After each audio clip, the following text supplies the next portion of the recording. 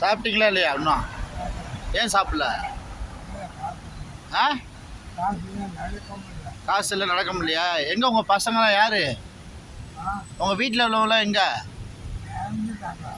இறந்து போயிட்டாங்களா? பசங்க இல்லையா? இல்லையா?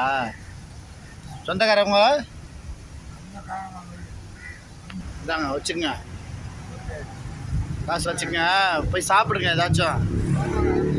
என்னையா? அதெல்லாம் வேணாம் பரவாயில்ல. ட்ரெஸ் கூட மாற்றிக்கங்க, எனக்குள்ளே கொடுப்பாங்க.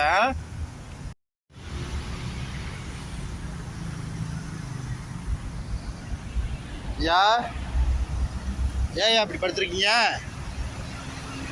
முடியலையா? எங்கேருந்து வரீங்க? ஆ, அப்பா அம்மா நீங்கள் எந்த ஊர்?